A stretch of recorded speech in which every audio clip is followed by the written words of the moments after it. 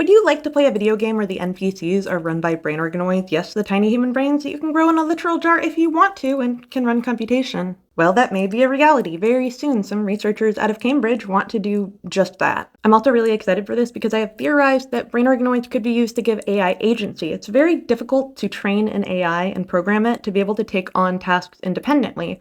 But brain organoids are biological, and they can be trained on dopamine.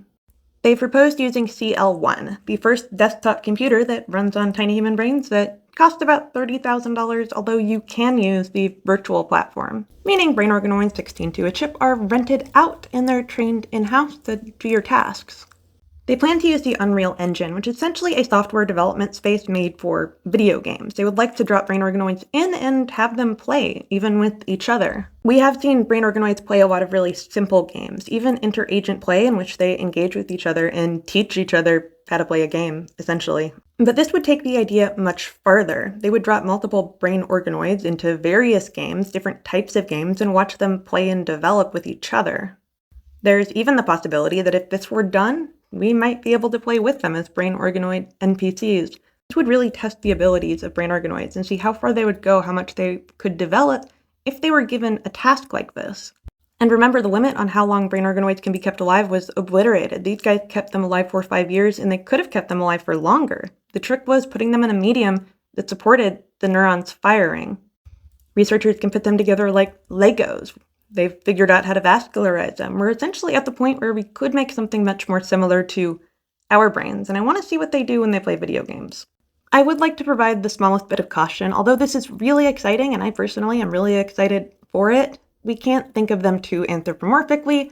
It's not exactly cruel. Even the claim that they were sentient has been hotly debated and has been considered an irresponsible way to discuss these things, in part because it's just not helpful. I mean, you can think of an insect as sentient. It has the capacity to have an experience, but we don't really think about harming insects that much. When it comes to building a semi-sentient blob of human brain goo, yeah, that's going to be a little bit more concerning. So it's just not helpful to research, to anthropomorphize these things too much, but do enjoy knowing that a lot of the people who work with them anthropomorphize the hell out of them. We may have gotten closer to building something that might be considered truly intelligent, which is fun. Also, I definitely want to play video games where the NPC is a glob of brain goo. Let me just say that I can't be mean to NPCs as is, and knowing that a glob of brain goo might be running them would make me a bit more cautious. I can promise you this: if there is even the slightest chance that you can play a video game with a glob of brain goo, or even if the brain goo is playing video games, I'll probably be the very first person to tell you.